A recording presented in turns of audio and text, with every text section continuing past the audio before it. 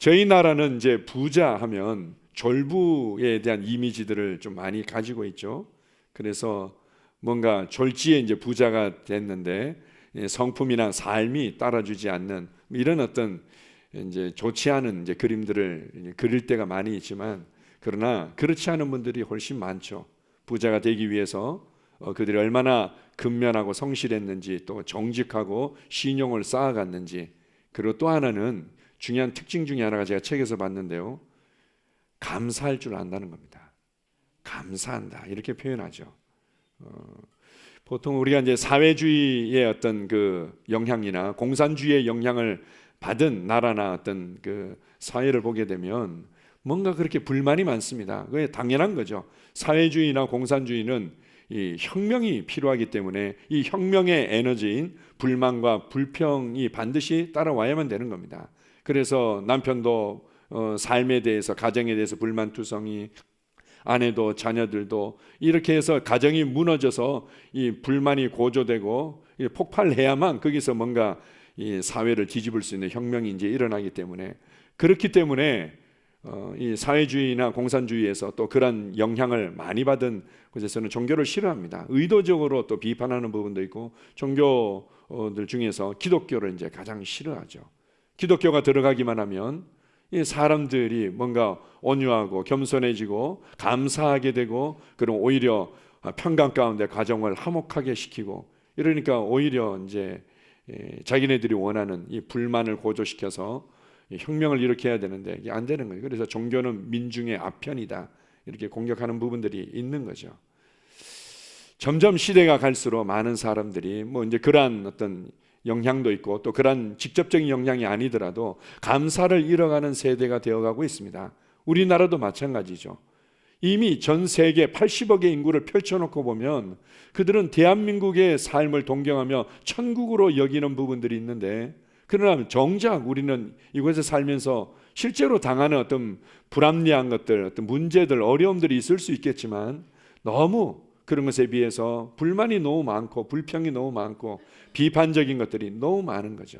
감사를 잃어버린 세대가 바로 이 세대이고, 주님께서는 이 세대를 본받지 않기를 너무나 원하십니다. 자, 디모데후서 3장 1절에서 3절을 같이 보겠습니다.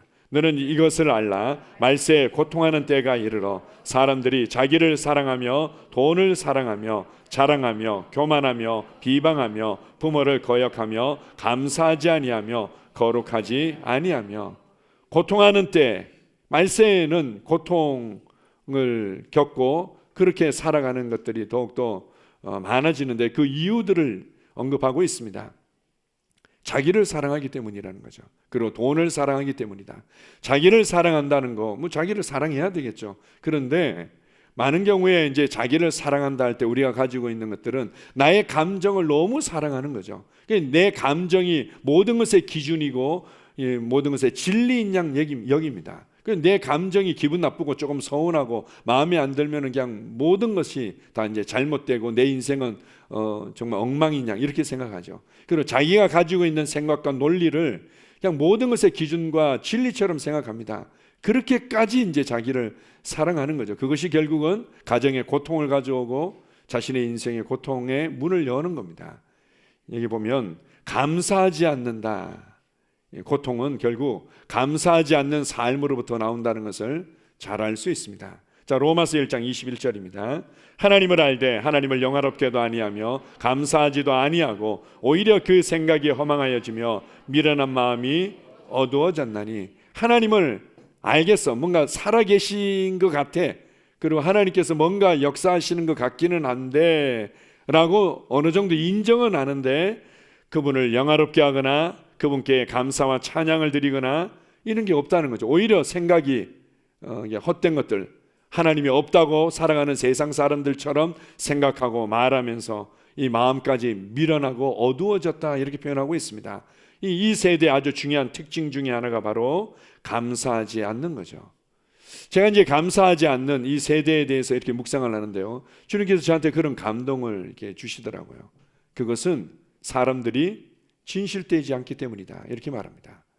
정말 하나님을 하나님으로 인정하고, 그리고 하나님 앞에 서 있는 인간의 그 모습을 그냥 있는 그대로 그냥 인정하고 정말 거기에 대해서 진실되게 대면을 하면 감사하지 않을 수가 없는 거죠. 하나님을 하나님으로 존중하지 않을 수가 없는 겁니다.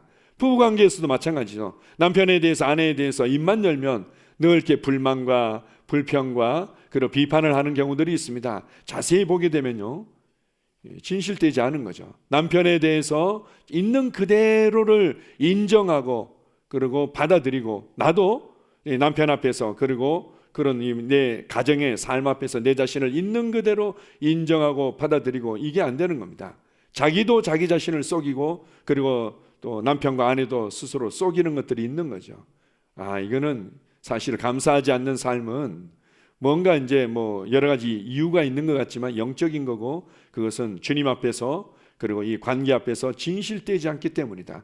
우리 안에서 이 거짓된 어떤 그런 성품들이 우리의 눈을 가리고 우리의 입술을 가리고 있구나, 이런 것들을 제가 좀 더 보게 되었습니다. 우리가 감사하는 것보다는 이 시대에는 뭔가 이 비판하고 판단하고 이것을 아주 초리 있게 말해내는 사람이 굉장히 인생이 빛이 나는 것 같습니다. 이 시대는 어떤 그 평론가들, 비평가들이 뭔가 각광받는 시대이기도 하죠. 그래서 그들의 인생이 빛나는 것 같지만 성경에서는 감사하는 삶이 우리의 인생을 빛나게 한다고 가르쳐주고 있습니다. 자, 에베소서 5장 4절입니다. 같이 읽습니다. 누추함과 어리석은 말이나 희롱의 말이 마땅치 아니하니 오히려 감사하는 말을 하라.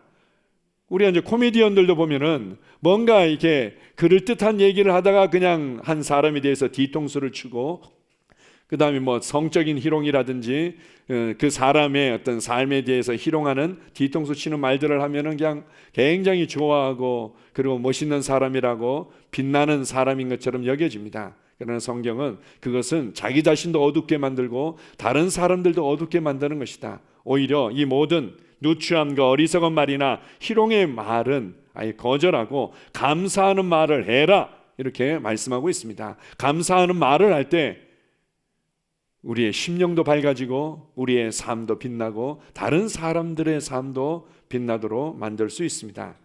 자, 구체적으로 우리가 하나님의 사랑과 은혜에 대해서 우리가 어떻게 감사하는지 시편 139편 14절을 같이 보겠습니다. 내가 주께 감사하옴은 나를 지으심이 심히 기묘하심이라. 주께서 하시는 일이 기이함을 내 영혼이 잘 아나이다. 다윗 같은 경우 특별히 나를 지으심이 너무 감사하다. 나의 인생이, 내가 살아가고 있는 삶이 너무 감사하다. 사실은 온 땅이 하나님의 사랑과 은혜로 가득 차 있는데 우리는 항상 이 눈이 가려져 있어서 심령이 어둡기 때문에 그렇죠. 그래서 이런 고통도 있고 이런 문제도 있고 이런 문제도 있고, 그러나 그런 우리가 봤을 때는 그런 문제들이 아주 어마어마하게 커 보이지만 하나님의 사랑과 은혜가 역사하기 때문에 그나마 그렇게 이 악이 창궐하지 아니하고 제한을 받고 있는 거죠. 그 가운데서도 하나님의 은혜가 역사하고 있고 그 가운데서도 하나님의 사랑이 나타나고 있는 겁니다. 그리고 이 시대가 이렇게 우리가 그래도 살아가고 있는 것은 온 땅에 하나님의 영광이 충만하기 때문이죠. 그래서 하나님의 그 모든 영광을 실제 사실적으로 너무 가까이에서 봤던 이 천사 중에 하나인 그 이 스랍들은 그냥 밤낮으로 하나님께 거룩하다 거룩하다 만군의 여호와여, 주님의 영광이 온 땅에 충만하다. 우리의 삶을 보면서, 이 세상을 보면서 감사할 것이 가득 차 있다는 거죠. 얼마 전에 이제 저희 아내랑, 오히려 저희 집 근처는 이제 이렇게 산책할 기회들이 자주 있는데 이 예배당이 산책할 기회가 그렇게 많지가 않구나. 이래서 퇴근하면서 신리천로를 이렇게 왔다 갔다 하는데 너무 좋은 거예요. 이 계절의 변화들이 너무 신비롭고 너무 좋은 거죠. 가을은 가을대로 너무 아름답구나. 겨울은 겨울대로 너무 아름답고, 봄은 봄대로 너무 아름답고, 여름은 여름대로 너무 아름답구나. 어떻게 우리가 이런 것들을 누리며 살아가고 있는지, 이 모든 것들이 주님의 은혜고 우리에게 주신 인생에 나름대로는 여러 가지 고통이 있고 어려움이 있었겠지만 내가 이렇게 지음받았고 내가 이렇게 이 땅에 태어났다는 것 자체가 얼마나 감사한 일인지, 나의 인생이 주님의 손에 의해서 빚어지고 이 땅에 살아가도록 이렇게 보내줬다는 것이 얼마나 감사한 일인지 이렇게 고백하고 있습니다. 하나 더 보겠습니다. 데살로니가 후서 2장 13절입니다. 주께서 사랑하시는 형제들아, 우리가 항상 너희에 관하여 마땅히 하나님께 감사할 것은 하나님이 처음부터 너희를 택하사 성령의 거룩하게 하심과 진리를 믿음으로 구원을 받게 하심이니. 자신이 구원받은 것에 대해서, 그리고 성도들이 구원받은 것에 대해서 내가 넘치도록 감사한다. 어떻게 내가 이 성도들과의 그리스도 안에서 이렇게 한 가족이 되었을까? 이렇게 함께 예배 드릴 수 있는 관계가 되었을까? 이렇게 믿음의 교제를 나눌 수 있게 되었는가? 하나님께서 선택하셨기 때문이고 하나님께서 구원하셨기 때문이구나. 그게 너무 감사하다는 거예요. 성도들 한 사람 한 사람을 보면서 하나님의 구원이 너무 감사하고, 이 구원의 은혜를 나누는 것들이 너무 감사하고, 이 성도들을 보면서 너무 감사할 일들 뿐이라는 거죠. 내게 주어진 관계들을 감사하고, 사실 이 구원에 있어서는요, 우리가 영원히 감사하며 찬양하게 될 겁니다. 그래서 예수 그리스도의 가장 주된 모습은 죽임을 당하신 어린 양으로 서 계신 거죠. 요한계시록에서요, 우리는 예수님께서 이제는 만왕의 왕이시기 때문에 다윗의 사자, 뭐 이렇게 아주 사자로 계실 것처럼 여겨지는데, 그것은 뭐 거의 언급되지 않고 죽임을 당하신 어린 양에 대한 기록들이 계속해서 나오고, 그분이 어떤 일을 이루셨고 그분은 그러한 높임과 찬양을 받기에 합당하시다는 찬양이 계속 나오고 있습니다. 우리가 구원받았다는 게 얼마나 감사한지. 지금까지도 정말 그 어떤 찬양보다도 예수님을 믿는 사람이든 믿지 않는 사람이든 다른 어떤 신앙을 가진 사람일지라도 이 찬양만큼은 다들 겸허하게 아주 숙연하게 받아들이지 않습니까? 나 같은 죄인 살리신 주 은혜 놀라와. 어메이징 그레이스라고 그래서 들을 때마다 얼마나 좋습니까? 내가 어떻게 하나님의 선택을 받았고, 내가 어떻게 구원받아서 하나님을 아버지라 부르면서 내가 이렇게 살아갈 수 있는가? 이것을 영원히 감사할 제목이고, 또한 그것만으로도 사실은 우리가 모자라다는 거죠. 불평하고 불만을 얘기하고 비판하고 판단할 겨를이 없습니다. 이 구원에 대한 은혜만으로도 내 인생이 그냥 가득 채우기에 부족할 만큼 놀라운 거죠. 자, 골로새서 2장 7절입니다. 그 안에 뿌리를 박으며 세움을 받아 교훈을 받은 대로 믿음에 굳게 서서 감사함을 넘치게 하라. 우리가 함께 모여서 말씀을 배웁니다. 또 말씀을 살아내는 것들을 훈련하고, 또 셀로 모여서 믿음의 교제를 나누고, 그리고 계속해서 개인적으로도 또 말씀을 공부하고 읽고 이렇게 하죠. 그렇게 할 때 어떻게 된다고요? 뿌리가 깊이 내려지게 됩니다. 뿌리가 깊이 내려지고 이제 견고해지죠. 확신과 담대함과 견고해지면 그 다음에 어떻게 된다고 말씀합니까? 믿음에 굳게 서서 감사함을 넘치게 하는 겁니다. 우리가 말씀을 왜 배웁니까? 우리가 셀을 통해서 믿음의 교제를 왜 나눕니까? 뿌리를 깊이 내리기 위해서죠. 뿌리를 깊이 내리게 되면 반드시 따라오는 열매가 있는데, 그것은 바로 믿음으로 사는 삶입니다. 느낌으로, 보이는 대로, 정보에 의해서 요동하는 것이 아니라 믿음으로 살아가는 삶이 되고, 그 다음에는요, 감사가 넘치게 되는 겁니다. 감사가 넘치는 삶은 당연히 뿌리를 깊이 내리면 따라오는 열매인 거죠. 아멘. 자, 오늘 읽었던 본문 말씀 다시 한번 읽어보겠습니다. 골로새서 3장 15절에서 17절입니다. 그리스도의 평강이 너희 마음을 주장하게 하라. 너희는 평강을 위하여 한 몸으로 부르심을 받았나니 너희는 또한 감사하는 자가 되라. 그리스도의 말씀이 너희 속에 풍성히 거하여 모든 지혜로 피차 가르치며 권면하고 시와 찬송과 신령한 노래를 부르며 감사하는 마음으로 하나님을 찬양하고, 또 무엇을 하든지 말에나 일에나 다 주 예수의 이름으로 하고 그를 힘입어 하나님 아버지께 감사하라. 너희는 평강을 위하여 한 몸으로 부르심 받았는데 너희는 또한 감사하는 자가 되라. 우리가 이제 남편과 아내를 생각할 때, 자녀들을 생각할 때, 주변에 있는 또 성도들과 사람들을 생각할 때 또 올려지는 이미지가 있죠. 이 사람은 굉장히 편협한 사람, 이 사람은 굉장히 고집스러운 사람, 이 사람은 굉장히 불만이 많은 사람, 이 사람은 굉장히 잘 섬기는 사람, 이 사람은 뭐 활동에 아주 열정이 있는 사람, 뭐 이런 것들이 떠올려질 겁니다. 그런데 무엇보다도 감사하는 자로 기억되기를 주님 원하십니다. 제가 이제 이 말씀을 이렇게 묵상하는데요, 대제사장이 생각이 났습니다. 구약에 보게 되면은 대제사장은 굉장히 화려한 옷을 입고 있습니다. 그래서 이제 관을 쓰죠.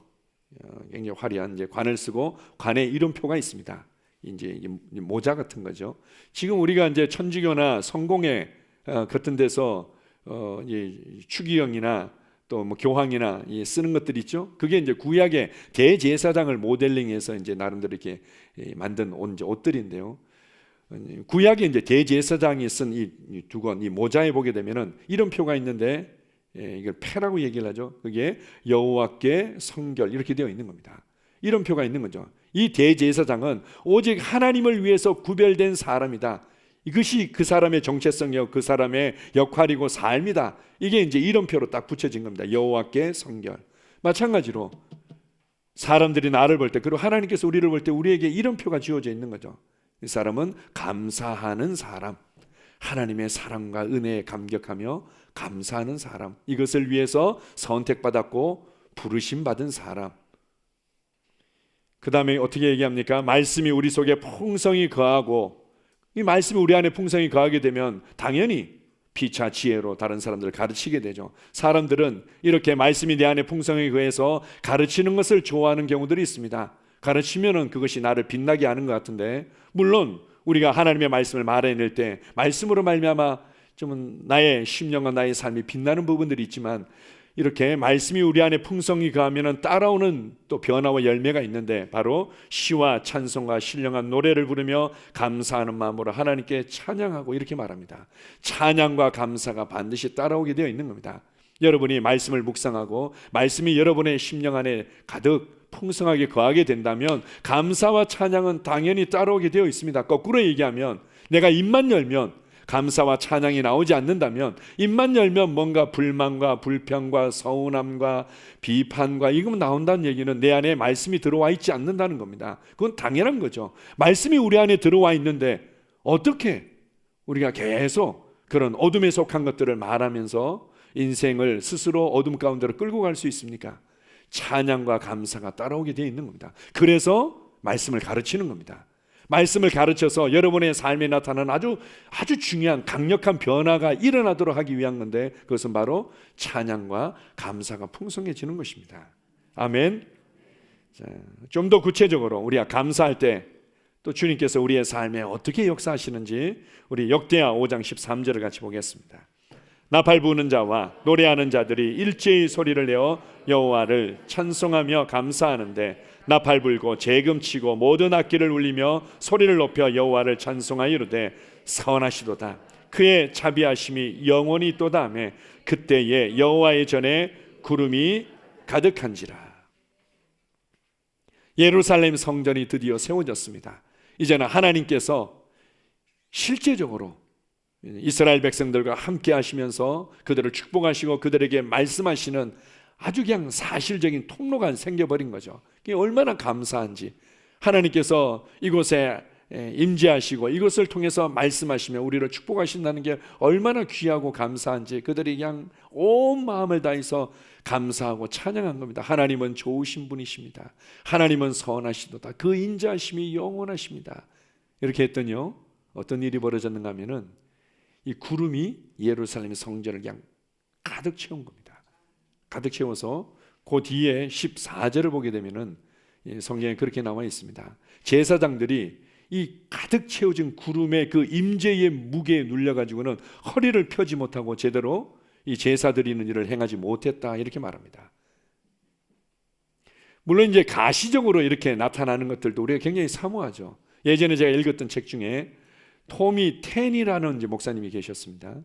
그 목사님께서 정말 사람들을 가르치고 또 뭔가를 또 활동을 하고 막 이런 것에 막 열심을 내다가 어느 날 정말 전심으로 주님을 찬양하고 주님께 집중하는데 예배 드리는 도중에 하나님의 임재가 너무 강력하게 임한 겁니다. 그래서 이 크리스탈로 된 강대상이 반으로 그냥 쫙 짜게 버려진 거죠.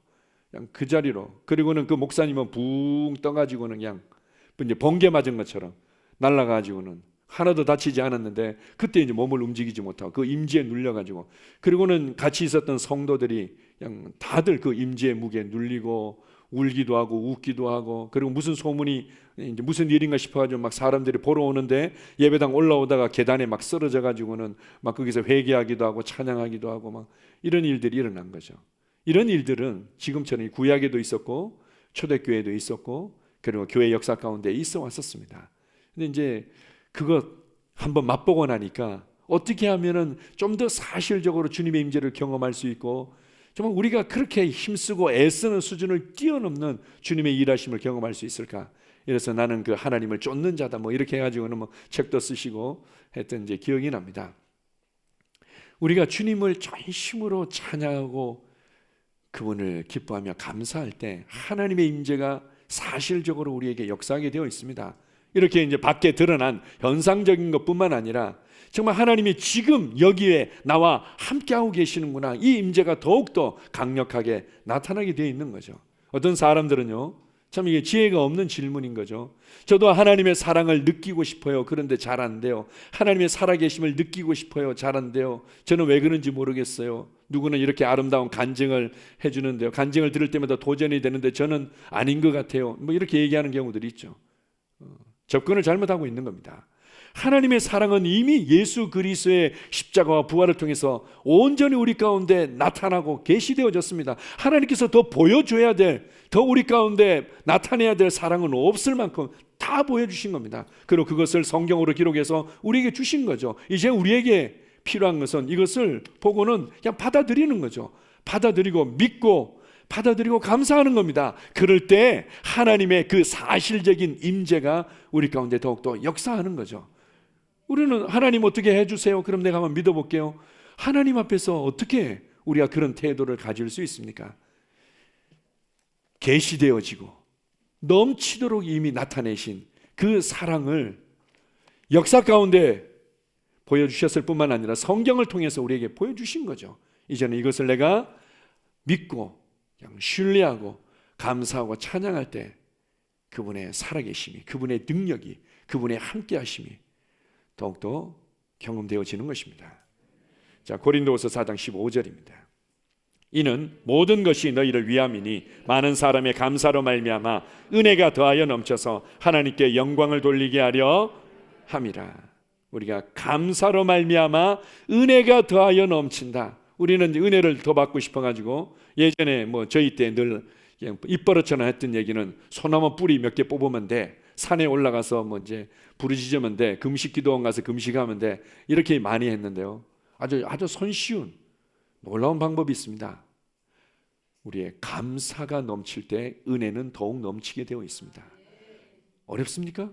감사하면 되는 거죠. 아까 얘기한 대로 우리가 감사하지 못하는 것은 주님 앞에 내가 진실된 마음으로 대면하지 않기 때문이고, 남편과 아내와 우리의 관계를 정말 진실된 마음으로 대면하지 않기 때문이죠. 뭔가 이렇게 감추고 속이고 포장하는 것들이 있기 때문에, 그래서 참된 감사가 나오지 않는 겁니다. 남편이 얼마나 감사합니까? 아내가 얼마나 감사하고 나와 함께 살아주는 것만으로도 감사하죠. 자녀들이 얼마나 귀하고 감사하고 내게 주어진 삶의 모든 것들이 다 이제 감사한 거죠.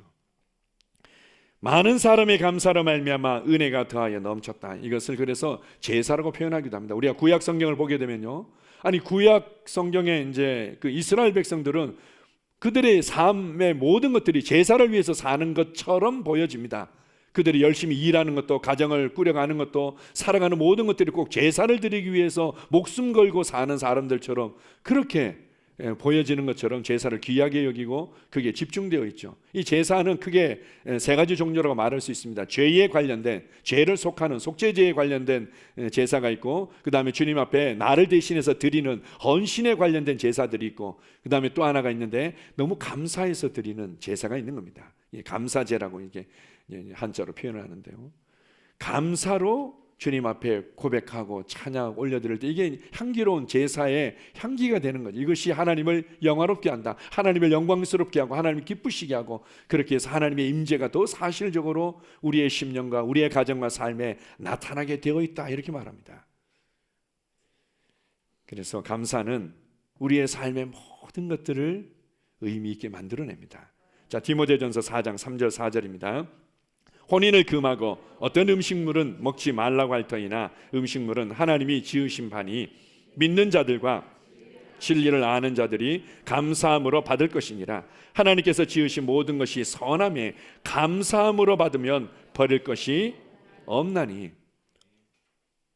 혼인에 대해서 사람들이 보니까 아니 이럴 바에는 왜 결혼하겠는가, 결혼하니까 뭐 이런 어려움도 있고 이런 문제도 있고 또 하나님을 섬기는 부분에 있어서 또 결혼이 이렇게 걸림이 되고 이렇게 하니까 아이 혼인 금하자. 이 사실은 이제 천주교에서 이제 그렇게 한 거죠. 성경을 자세히 보게 되면 이것을 귀신의 가르침이다 이렇게 얘기를 하고 있습니다.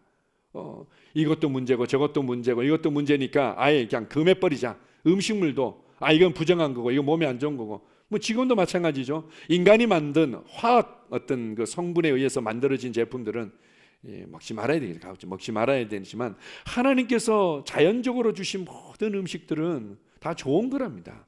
그것도 어떻게 해요? 여기 보면은 믿는 자들과 진리를 아는 자들, 기본적인 어떤 진리를 알고 균형 잡힌 지식을 가지고 이제 음식을 섭취한다고 이렇게 우리가 해석할 수도 있는데 어쨌든 믿음과 진리를 아는 지식을 가지고 감사함으로 받으면 모든 것이 귀하다는 거죠.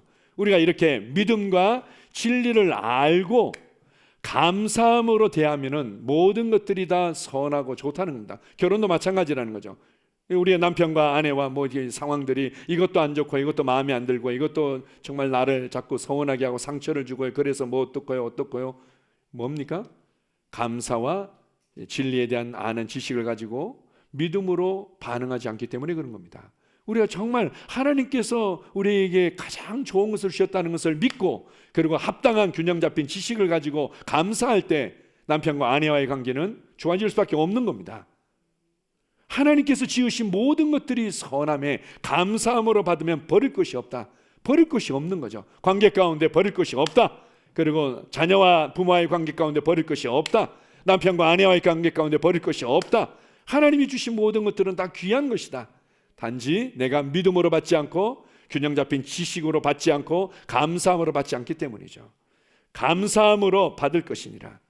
그래서 감사를 잃어버린 세대를 따라가는 그리스도인들은 그들의 삶의 수준에 살아갈 수밖에 없습니다.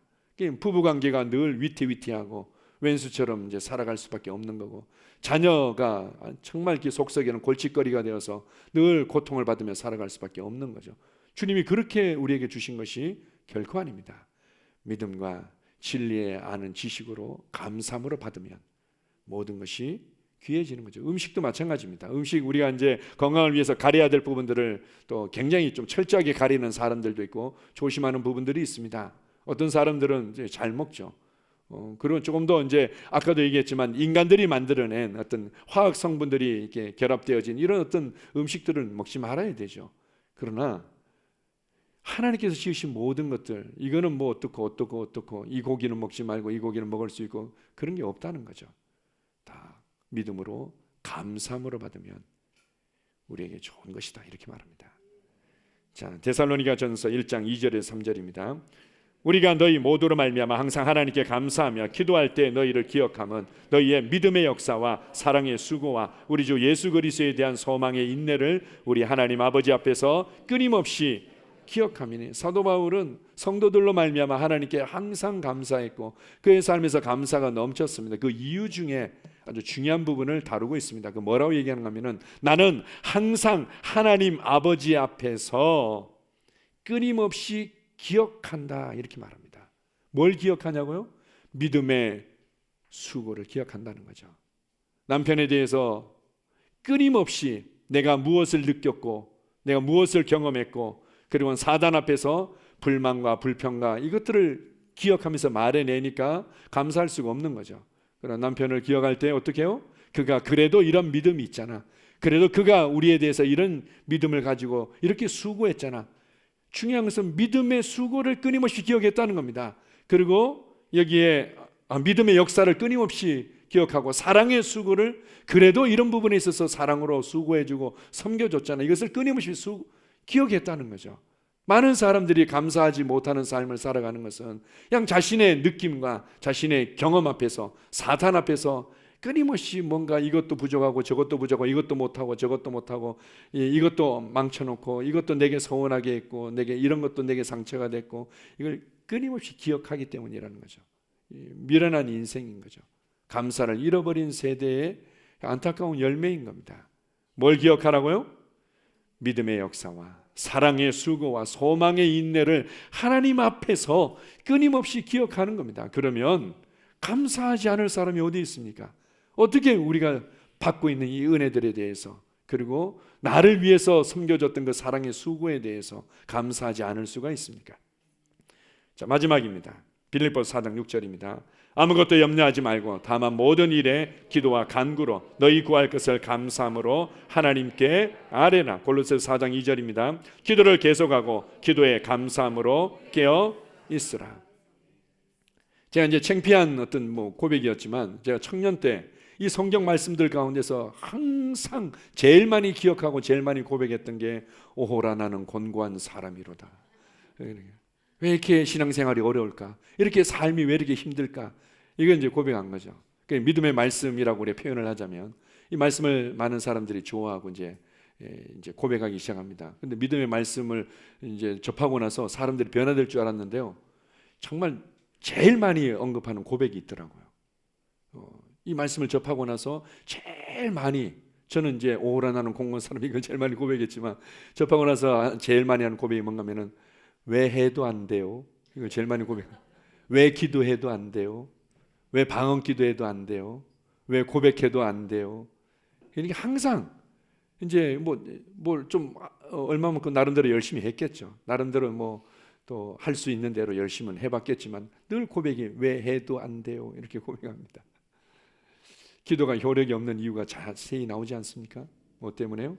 기도는 감사와 함께 가는 겁니다. 믿음은 인내와 함께 가고 기도는 감사와 함께 가는 거죠. 아무것도 염려하지 말고 모든 일에 기도와 간구로 너희 구할 것을 감사함으로 하나님께 아뢰라. 기도가 효력 있게 하고 기도가 능력 있게 역사하는 것은 감사를 통해서 풀어지는 겁니다. 감사와 함께 가는 거죠. 여기 보면은 기도를 계속하고 기도에 감사함으로 깨어 있으라. 기도는 감사와 함께 가는 겁니다. 그래서 우리가 정말 감사할 때 우리의 삶의 모든 것들이 의미가 있고 이 생동력 있게 움직이기 시작하고 우리의 삶의 변화들을 가져오는 것입니다. 얼마나 쉽습니까? 많은 사람들이 변화가 어렵다고 얘기합니다. 이 앤드류 워맥 목사님 같은 경우는 노력 없이 오는 변화라는 책까지 써서 우리의 관점들을 바꿔주고 있는데요, 감사하는 모드로 들어가기만 하면 우리의 삶의 모든 것들이 이것도 안 좋고 저 사람은 이래서 안 좋고 이 일은 이래서 안 좋고 이거는 이래서 내게 힘들고 이건 이래서 내게 상처가 되고 이건 이래서 꼴 보기 싫고 서운하고 이런 것들이 다 그냥 사라져 버리는 거죠. 그 모든 관계들이, 모든 상황들이 오히려 나를 위해서 협력해서 선을 이루는 시중을 드는 이 상황으로 변화될 수밖에 없는 겁니다. 믿음을 가지고 균형 잡힌 지식 가운데 감사함으로 받을 때 모든 것이 우리에게 선으로 역사하게 될 줄 믿습니다. 따라서 고백하겠습니다. 내 삶엔 하나님의 은혜가 넘치고 있습니다. 나는 넘치게 감사하는 자입니다. 나의 감사로 말미암아 내 인생은 빛나고 있습니다.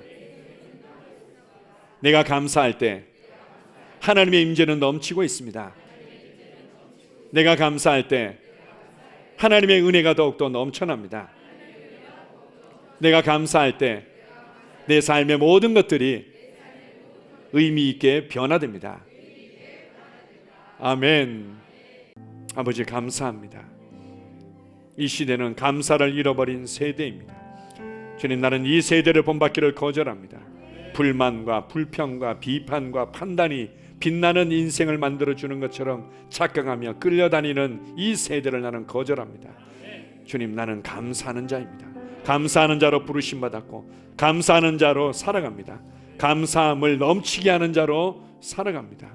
하나님의 사랑과 은혜 앞에 진실되게 대면할 때, 그리고 내게 주신 많은 사람들, 그들의 믿음의 역사와 사랑의 수고와 소망의 인내들을 끊임없이 기억하면서 진실되게 대면할 때 내 삶엔 감사뿐입니다.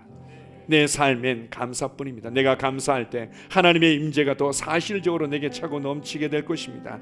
많은 사람들이 하나님의 사랑을 느끼고 싶어요 라고 오히려 스스로를 속이며 하나님께 원망하듯이 기도하지만 하나님의 사랑은 이미 넘치도록 부어졌고, 우리 이제는 내가 그것을 신뢰하고 감사할 때 그 사랑과 그 임재와 그 은혜는 우리 가운데 더욱더 나타나며 넘치는 줄 믿습니다.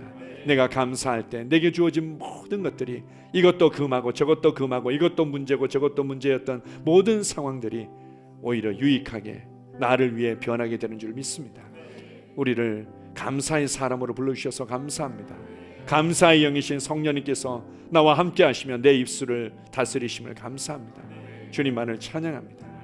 예수님 이름으로 기도합니다. 아멘.